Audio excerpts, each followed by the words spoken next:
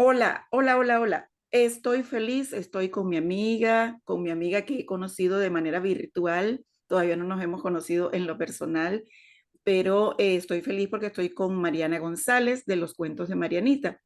Y vamos a estar conversando hoy con ella en esa parte de cultura, esa parte artística, esa parte de sus cuentos y su barco de papel en la ruta de la vida, porque como siempre digo, Mariana, acá en la ruta estamos para brindar herramientas, para brindar cosas y que la experiencia de otros también nos enriquece a nosotros y podemos ver cómo podemos llevar proyectos a cabo, que nuestras metas sean más fáciles de lograr, como tener esa ruta por donde viajar para el logro de nuestros objetivos. Entonces, feliz, Mariana, de recibirte. Gracias por estar aquí en la ruta. Bienvenida. Bueno, muchísimas gracias, Mariela, y a la gente de Radio Extrema, porque bueno, he visto la evolución de tu programa y la verdad súper contenta de formar parte de este espacio de entrevista, ¿no? Para ver lo que es en la ruta cultural o educativa, como lo quieran llamar. Sí, educativa y cultural, porque Mariana es graduada en educación, pedagogía, es graduada en ciencias pedagógicas en la Universidad Católica Andrés Bello. Además, también es creadora del proyecto artístico Érase una vez, que nació en tiempos de pandemia. Ella desde Tenerife, Ricardo Lugo desde Chile y esta servidora. Y fuimos los fundadores de ese proyecto cuando todo comenzó este híbrido entre el Internet y bueno, todo lo que ahora está sucediendo, ¿no? Además es educadora de la asociación APREME y también de la Junta Directiva de Danzarte Canarias. Así que Sí. tendríamos muchísimo de conversar con ella, pero bueno, solo la voy a abarcar un poquito para que nos cuente y nos hable desde su experiencia, ¿no? Entonces, desde ese punto de vista, la narración oral. Tú te dedicas a la narración oral. Háblanos un poquito cómo es esto de en la vida cultural, ¿verdad? ¿Qué es la narración oral, si es para niños, para adultos? Su nivel de aceptación. Cuéntanos un poco acerca de la narración oral que tú llevas a cabo. Bueno, la narración oral es un arte ancestral porque en la antigüedad las personas se sentaban alrededor de una hoguera. O bueno, siempre ha existido lo que es el chisme, ¿no? O lo que es las historias, ¿no? De pueblo en pueblo. Entonces había unos personajes en la antigüedad como los juglares que te iban dando noticias de lo que iba sucediendo en los lugares aledaños. Era el periódico, la televisión y todos los medios de comunicación de esa época. Pero siempre se le ha agregado a la historia, ¿no?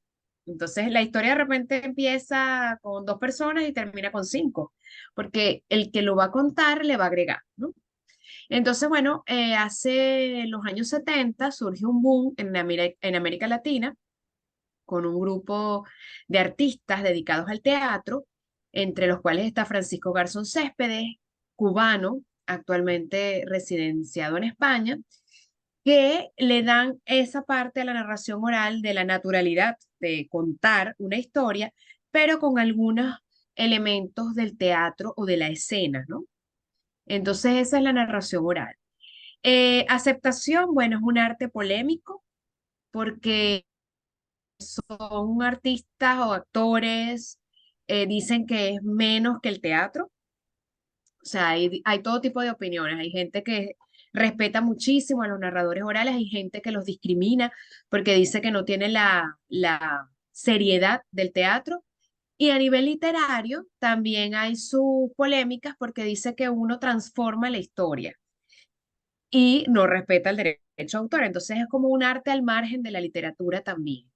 Entonces, bueno, es un arte que en mi caso a mí me ha me ha dado todo. O sea, yo siempre he escrito, cuando era adolescente escribía poemas que los perdí, no los tengo, o sea, los quemé, yo qué sé, escribí muchísimo durante la adolescencia y me encantaba la literatura, me encanta leer, pero luego ya el teatro también me gusta, pero yo no tengo el nivel de memorización de un actor, ¿no? O de una actriz.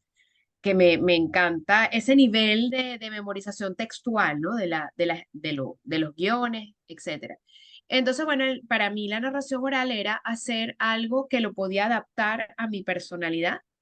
eh, y bueno, es una cosa que conozco de toda la vida, porque cabe destacar que Armando Quintero, la Plume, que ya está en la eternidad, era mi vecino, que fue la persona que me formó. Entonces, claro, yo siempre vi a Armando en diferentes espacios de la ciudad de Caracas y ya lo conocía, pero no me formé hasta ser madre. Vale, entonces aquí, Entonces, mira, aquí cabe destacar y voy a aclarar muchas cosas cuando decimos, empezando por el chismorreo, es el cotilleo. Luego sí, también la parte que nombras o que mencionas acerca de el teatro y la memorización, ¿no? Como actriz te digo que el teatro se estudia y se aprende, la memorización se aprende. Entonces en esa parte no es que no se pueda, yo lo veo como que son, por lo que nos estás explicando, son artes distintas y un arte al final, ¿no? Es la manera de sí, narrar. Es como que luego un actor también hace cuentacuentos. sí, también hay Entonces allí está, ¿cómo pudiéramos diferenciarlo del cuentacuento de la narración oral o es lo mismo? Sería una Bueno, pregunta que mira, se eso me... también es otra polémica, porque hay Ujú. gente que dice que cuentacuentos es cualquiera, porque cualquiera es capaz de contar un cuento, pero que narrador oral es solo aquel que se forma para contar historias y que lo hace haciendo un trabajo profundo. Porque una historia tú la seleccionas, por ejemplo, y esa historia tiene que llamarte a ti. No puedes contar algo que vaya en contra de tus valores, de tus principios o de cosas que no sean afines a ti, empezando por allí. Esa es la libertad que tiene la narración oral con respecto de repente en el teatro, si te toca interpretar a un personaje que es una persona que es totalmente opuesta a lo que es tu realidad, tú eres capaz de interpretarlo, pero de repente no te sientes cómodo, o sí, no lo sé, de experimentar en ese personaje. Pero la historia tiene que atraparte primero para poderla después contar. A medida que tú vas trabajando la historia, porque la secuencia o armar una secuencia en narración oral es muy fácil. Que tú digas, bueno, ocurrió primero esto, de segundo esto, te sale lo que le va ocurriendo al personaje. Porque en narración oral tú puedes narrar, en general debería narrarse en tercera persona, porque tú vas a contar algo que le ocurrió a fulanito o a menganito, que en este caso sería tu personaje principal de la historia. Pero también puedes apropiarte de la historia y hacerla tuya y narrarla como si tuviese sucedido a ti, sin que el público sepa si te pasó o no te pasó. Tú lo Claro. dejas así como en el, en la incógnita, en el suspenso, oye, ¿le pasó, no le pasó? ¿No? Hay cosas inverosímiles que te pueden suceder, sobre todo en nuestro escenario latinoamericano. Tú dices, ay, no sé, te llevaron a un sótano en un organismo público, o sea, esas cosas pueden suceder, entonces es creíble en ciertos escenarios. Un sótano, digo, tenebroso y tal, eso puede sucederte en América Latina, pero de repente en Noruega no te va a pasar, entonces los noruegos no van a entender eso. Claro, claro. Pero bueno, Y, y- en ese sentido, o sea, tú puedes adaptar la historia dependiendo de cómo tú lo visualices. Por ejemplo, hay unos cuentos preciosos, dos cuentos que son escritos por el venezolano Armando José Sequera, que el personaje central de esas historias son pequeñas historias y el personaje central es Ramón Enrique. Y Ramón Enrique lo describe como un tío que se junta con los chamos de la cuadra y juega como un niño más, a pesar de que es un adulto. Y es un adulto que tiene mucha nobleza, es un adulto que le quiere evitar malos pasos a la gente porque es zapatero remendón, quiere espantarle las tristezas a la gente a través de contarle historias, porque hasta el final el tío Ramón Enrique termina siendo un cuentacuentos o un narrador, y ese personaje yo lo adopté como mi tío, aunque no es mi tío, ¿no? Entonces depende de cómo uno, o sea, de cómo uno se case también con la historia, ¿no? A la hora de uno leerla. Hay historias que te atrapan e historias que pasas de él. claro, Entonces, claro. Como te Ujú. atrapó a ti mi cuento de Juan Marcos Cántale a la Luna, que lo has Sí, llevado varias veces y por lo cual te estoy muy agradecida. Entonces, bueno, esa parte de que siempre tendemos a compararnos, la verdad es que yo no lo haría. Una cosa es la narración oral y otra cosa es el teatro. Así que yo creo que eso sí, lo podemos dejar así como por allí, ¿no? Ya sí, bien, sí. bien tratado, porque de verdad que son dos artes. Entonces yo Ujú. quiero avanzar porque dije que estudiaste en Caracas, te graduaste, y allí yo te preguntaría, ¿eres venezolana canaria o eres canaria venezolana o ninguna de las dos? Porque tú también formas parte de la diáspora venezolana. Entonces, ¿cómo ha sido ese reinventarte hoy día en tu isla? ¿Venezolana canaria o canaria venezolana o ninguna de las dos? Un poquito de las dos, pero bueno, nacida en Venezuela, en Caracas, muy orgullosa del país donde he nacido, donde he vivido toda la vida. Eh, Hace 5 años me vine para la tierra de mis ancestros, que es algo curioso porque mis abuelos me la describieron muchísimo. Yo tuve la oportunidad de conocer Canarias antes de venir a vivir aquí, pero en plan turístico. Y tú sabes que el turismo no es lo mismo que la emigración, y eso es una máxima. O sea, tú puedes venir a un país de visita y todo el mundo, ay, qué chévere, viniste, te lleva de paseo y tal, pero ya cuando te vienes a vivir, te enfrentas tú contigo mismo y con tus deseos y tus sueños y tu lucha. Entonces, bueno, yo conocía mucho de la cultura canaria porque mi familia me educó en esa cultura. Me refiero a la gastronomía, a ciertas costumbres, fiestas, eh, bailes, el folclore, las historias. Pero fíjate que a mí me ha costado también adaptarme. Entonces yo a veces me pongo a pensar en otros emigrantes o otros migrantes que no tienen nada que ver con la cultura de, del sitio que los acoge. Y yo digo, qué gente tan brava. O sea, diría otra palabra, ¿no? Gente tan... Claro.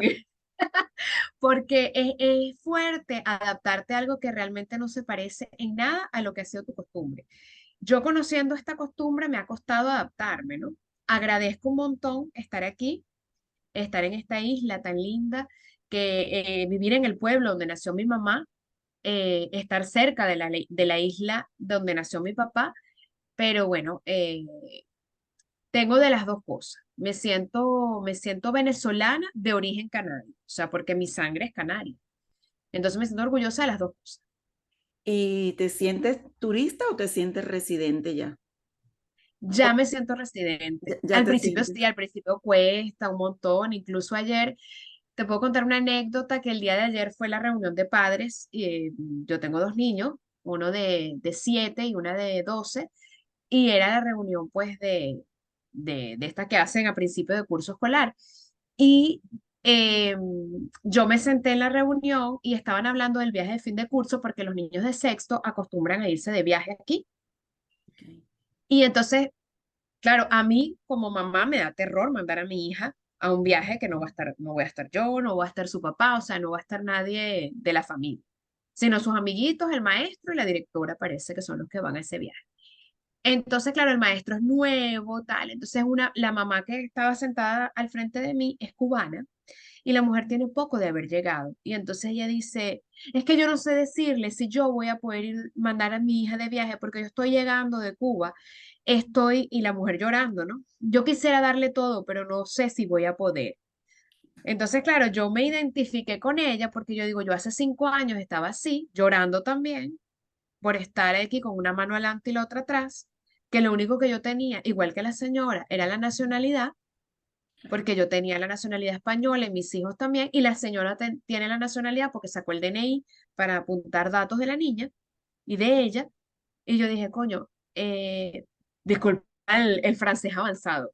No te Dije, preocupes. oye, es impresionante, o sea, es impresionante cómo uno se siente y cómo poco a poco el sitio va permeando en uno hasta que uno también se va sintiendo cómodo, ¿no? Y se va sintiendo parte de. Sabes que no perteneces al 100% a este lugar, eh, porque tienes que ver con él, pero no eres 100% porque siempre te van a identificar por el acento, por lo que sea, te van a distinguir. Pero es que este mismo sentimiento ocurría en Venezuela. como yo soy tan blanca, siempre me preguntaban si yo era hija de españoles o de portugueses. Va. O sea, siempre estaba la distinción.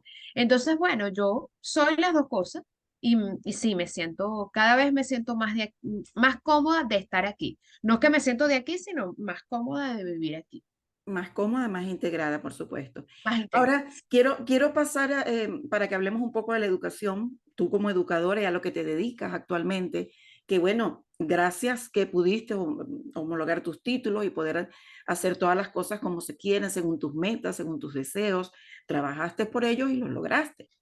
Entonces, Sí. ¿cómo ves la educación hoy en día? ¿Cómo ves el futuro de la educación también? ¿Cómo lo ves hoy y cómo ves hacia dónde va?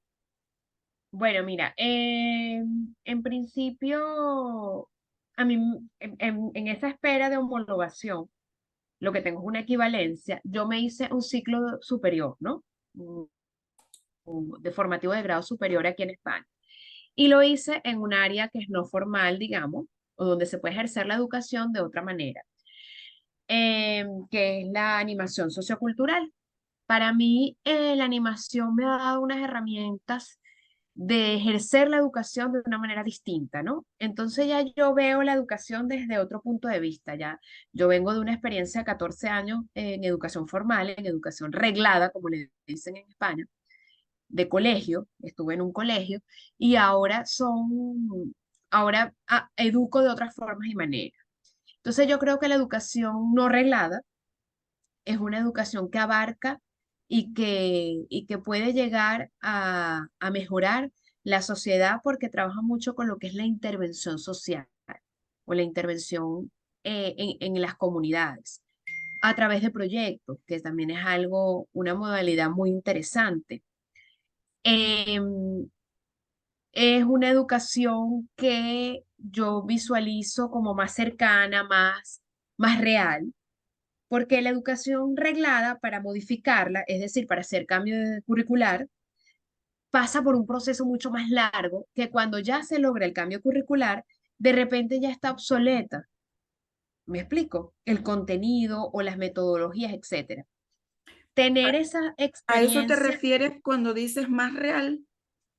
Sí, porque va hacia las necesidades de la sociedad, ¿no? Y realmente la educación tiene que atender las necesidades. Por ejemplo, el proceso eh, en Canarias, que tenemos en la llegada de las pateras cada 2 por 3, de las pateras provenientes de África, por la cercanía geográfica que tiene Canarias con el continente africano. Llegan más pateras aquí que lo que llegan a la península española. Entonces, a nosotros es una realidad que nos afecta más directamente. Entonces, en el sistema educativo, para hacer un cambio curricular en la educación reglada, para integrar, por ejemplo, procesos migratorios, cuesta, pero tú puedes hacer intervención social a través de proyectos con entidades de voluntariado, con entidades no gubernamentales, o sea, ONG, que realmente busquen la integración del migrante en esa, por ejemplo, condición patera, por decirlo de alguna manera, que viven en unas condiciones que son un poco más duras que los migrantes que venimos con documentación o con la posibilidad de, de quedarnos a vivir en el país de acogida. Entonces, esa educación o esa intervención educativa es mucho más real. A, real me refiero a la realidad que está ocurriendo en ese lugar, ¿no? Ok. Entonces, eso, yo creo que el camino de la educación va hacia eso, hacia la actualización, que sí, la reglada, por supuesto, es muy importante, no le estoy restando importancia porque vengo de formarme en la reglada y sigo formándome en la reglada, pero creo que la educación no reglada, todos aquellos proyectos, todas aquellas intervenciones, toda aquella educación no formal, permite que tú complementes esa Claro. educación hacia el futuro, ¿no? Y visualizo que también en este futuro, por supuesto, están las nuevas tecnologías, cada vez hay más formación híbrida, más formación, lo que llaman B-learning, presencial y virtual, la utilización pues de plataformas para la formación, hay mucha más, la oferta ya no es solamente en la cercanía física, sino también en la cercanía virtual. Porque de repente, bueno, vamos a hacer una formación donde vas a estar en la plataforma, pero una vez a la semana vamos a tener un Zoom, una clase por Zoom. Entonces eso, quieras o no, permite una cercanía, aunque no sea geográfica, es una cercanía y una humanización un poco del proceso educativo, ¿no? De ese proceso de enseñanza-aprendizaje. Lo nuevo que estamos viviendo, que es el híbrido entre las dos formas, ¿no? Ahora, Sí. en cuanto a lo cultural y la educación, es decir, la narración oral, que sería tu barco de papel que creaste, tu barco de papel y la, detective, la detective de los cuentos, eso se puede funcionar para que la educación se haga real desde la necesidad que existe en el Sí, momento y para cualquier persona. Es decir, fusionamos esas dos áreas. ¿Lo ves? ¿Cómo lo ves? Tú ya lo haces. yo lo hago, pero es que yo lo hago yo creo que de manera natural. ¿No se escucha? Ahora sí. Ah, yo lo hago porque lo hago de manera natural, porque claro, mi foco siempre ha sido la educación. O sea, yo ante todo soy educadora, porque esa es mi formación de base, eso estudié. Yo traté de dedicarme de lleno aquí a la narración oral, pero no es tan sencillo dedicarse al 100% al tema de las historias, porque también hay una competencia, ¿sabes? Y estos son islas, y hay tres o cuatro que narran historias que tienen mucha más trayectoria y tienen más contactos en organismos para subvenciones y temas de esto. Entonces yo dije, mira, yo me enfoco en la educación y a través de lo que yo hago, digamos, la narración oral me complementa esta educación o esta manera de educar, de llevar una, quizás no un mensaje, pero sí como muchas cosas, porque yo pienso que mis cuentos o la forma en que yo llevo mis espectáculos, porque la Detective de los Cuentos es un espectáculo donde yo utilizo cuentos latinoamericanos. Entonces yo ahí les estoy dando unos cuentos que no son comunes aquí, casi no los conocen, cuentos de otros países, cuentos de América Latina, manera de contarlos muy personal, muy a, a mi experiencia, muy de lo que aprendí en Venezuela, cuando los leí como niña, cuando los fui estudiando ya como adulta, en la interacción con mis compañeros narradores orales venezolanos, esa misma historia. Entonces, si uno quiera o no, lleva algo, ¿no? Y la gente se queda con muchas cosas de lo que uno va haciendo de a poquito, porque también dependiendo, me ha sucedido que me han contratado, por ejemplo, para carnavales, que aquí en Tenerife es algo súper importante. Entonces, me contrataron para un carnaval para niños. Era como una serie de actividades de carnaval donde había disfraces, pintacaras, ¿sabes? Lo típico de festivo, más bien de diversión. Y yo llevé los cuentos y era pasar por la estación del cuento, era un cuento cada vez que pasabas por la estación del cuento. Y ¿No? los niñitos pasaban y volvían a pasar. No, pero ya tú pasaste por aquí. No, pero es que ya yo he visto que ella cuenta otra historia. Entonces, de alguna manera, sin querer queriendo, dentro del tema de entretenimiento, vas metiéndole elementos que enganchan también con la lectura. Y Ah, eso, quieras o no, educa. claro, es que es algo que tú tienes intrínsecamente, que es la docencia, la Sí, educación con la narración oral, con el contar historias, ¿no? Que lo cuentas tanto para niños como también para adultos. Bueno, Mariana, me gustaría que nos dieras un mensaje final para la gente de En la Ruta, desde tus actividades, desde tu punto de vista, desde vivir allí en esa hermosa isla, que eres canaria venezolana, venezolana canaria. Al final es una región que tiene muchísimo población venezolana.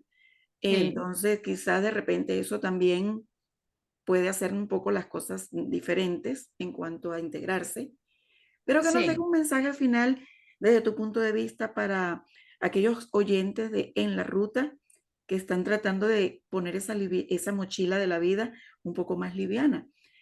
Como tú lograste ejercer las dos áreas de su vida, de tu vida las estás haciendo. ¿Qué nos puedes decir? ¿A qué puedes invitar a los oyentes de En la Ruta? Bueno, invito a los oyentes de la ruta en principio que sigan escuchando en la ruta, por supuesto. Que siga habiendo Gracias. patrocinantes para que en la ruta siga allí, dando información valiosa y de calidad. El reinventarse, o sea, todos tenemos derecho a reinventarnos, ¿no? Hay gente que se reinventa por la maternidad, hay gente que se reinventa posterior a una muerte, qué sé yo, o sea, hay muchas maneras, ¿no? En el caso de la migración, yo creo que la forma de reinventarnos tiene que partir de nuestra esencia, qué somos nosotros o qué nos gusta, porque no todos estamos para lo mismo. Hay momentos en que la necesidad económica evidentemente apremia y tú dices, bueno, voy a hacer esto. Por ejemplo, limpiar casas. Eso no tiene nada de malo, pero quizás no es para lo que tú naciste o lo que tú te formaste. Pero bueno, lo tienes que hacer en determinado momento o cuidar personas mayores. Eso lo tienes que hacer por necesidad económica, pero nunca perder el foco, nunca perder el norte de hacia dónde quiero ir y cómo lo debo hacer, que te va a costar el doble, evidentemente. Y a nosotros nos cuesta el doble, porque tenemos que reafirmar todo el tiempo nuestra valía, que de repente el de aquí no. El de aquí lo tiene un poco más sencillo porque ya le conocen, sobre todo en estos lugares pequeños. O sea, porque yo vivo en una isla y dentro de la isla de Tenerife vivo en un pueblo. Entonces es distinto a yo decirte Madrid, que es la capital de España. O sea, de repente en Madrid hay mucha oferta y mucha demanda, pero aquí va mucho de conocer a quién conoces, con quién te relaciona, las titulaciones son importantes, pero es reinventarte sin perder esa esencia que es lo que a ti realmente te apasiona. Si tu esencia, por ejemplo, es la educación, sigue por la ruta de la educación. Si tu esencia es los medios audiovisuales, pues sigue por la ruta de los medios audiovisuales. Si tu esencia es ser conferencista, pues sigue por esa ruta. Ah, que tienes en el camino que hacer cosas que por cuestión de supervivencia, hazlas, pero no pierdas el norte, ¿no? El foco. Exacto. Estoy muy de acuerdo contigo. Gracias por ese mensaje, gracias por compartir este rato, esta experiencia desde Canarias, de una venezolana más de la diáspora venezolana. Y acá estamos, aquí seguimos en la ruta, haciendo que las cosas vayan bien en la vida, ¿no es así? Es así, Entonces, bueno, Mariana, porque la ruta eres tú. sí, uno traza su propio camino, pero es muy Sí. importante saber esas herramientas para poder trazar el camino correcto, como tú estás diciendo. Puedo hacer esto, que no me quita nada, pero no emigré para eso y sigo tras el camino de mis sueños, según mis habilidades, Y según... además adaptarte al mercado o al entorno. No Ujú, compares este entorno con el tuyo, porque el tuyo se manejaban las cosas de una manera y aquí se manejan de otra. Entonces tú readaptas contenidos, por decirlo de alguna manera. Aquí, por ejemplo, tú dices, no, yo di clase. Di clases es que vi clases en Venezuela, por ejemplo. Aquí tienes que decir yo impartí clases. impartir. Ujú, ¿Eh? Entonces, así es. así como readaptas el vocabulario, así también tienes que readaptar la manera en que se hacen las cosas. Bueno, que yo qué sé, primero se escribe en la pizarra y después se borra, o primero se borra y luego se escribe en la pizarra. O sea, te adaptas, pero no dejas de hacer eso que te Exacto. apasiona. Y cabe destacar que esto aplica para todo. O sea, no estamos hablando de por qué es la migración, es donde sea que tú vayas a hacer algo, es igual, ¿no? Porque antes Sí. el venezolano salía mucho, cambiaba de país simplemente porque deseaba ver cómo se vivía en otra parte y ¿No? Y tenía estaba que la hacer lo oportunidad de las mismo. becas Fundayacucho, que fue una tremenda oportunidad que hubo en nuestro país, y la gente que ya regresaba venía con un cúmulo de conocimiento maravilloso de todo lo que había adquirido en los posgrados o en los maestrías y el doctorado fuera de Venezuela. Y por eso nuestras Exactamente, universidades llegaron a ser las mejores por esa calidad, claro. porque hubo una inversión, pues en ese sentido. Ahora, Exacto, bueno, nosotros también estamos aprendiendo para cuando se vaya a reconstruir nuestro país, que de claro, una vez se está reconstruyendo pese a la situación. Se está claro que reconstruyendo sí. porque hay gente que sigue dando, apostando por Venezuela y de alguna manera uno la ayuda. De alguna Claro manera que uno sí. la está ayudando cuando ayudas por ejemplo, hay un chico que hace una labor bellísima en el Táchira, que tiene un área que se llama Marahuaca. Él parte de grandes lectores, mejores ciudadanos. Ujú. Y este chico, él se llama Joan Quirós, y yo tuve la oportunidad, por un trabajo que había hecho de narración oral, de mandarle unos cuentos. O sea, estoy haciendo país y estoy construyendo país en la diáspora. Así Y es. estoy ayudándolo a que él pueda continuar con ese proyecto en el Táchira, que está frontera con Colombia, y que es una zona que ha sido muy golpeada por el gobierno actual. Y estoy logrando que él siga haciendo promoción de la lectura, contando historias, llamando alegría y fantasía a los niños. O sea, de alguna manera, estando fuera, también puedo contribuir a la reconstrucción o a la continuación de buenos proyectos en mi país. Sí, así es lo que quiero decir, que siempre se puede hacer algo, porque esto es algo que se tiene que hacer independientemente de que seas migrante o no. Es decir, Exacto. siempre está el crear, el crear hacia mejor. Bueno, Sí. Mariana, muchísimas gracias por este tiempo, muchísimas gracias por esta hermosa entrevista. Y bueno, Muchísimas gracias. Sí, ya Cristian. sabes que En la Ruta es tu programa. Ah, mira, iba a decir, mi web es loscuentosdemarianita.com Sí, para que me sigan y ahí vean mis redes sociales, etcétera. claro que sí, en Instagram la encuentran como Los Cuentos de Marianita y su web loscuentosdemarianita.com. Así es. Sí, Y aquí estamos. Y cualquier cosa, como les digo siempre, pregúntenme por un mensaje directo que yo los pongo en contacto. Gracias, Mariana. Besos. gracias.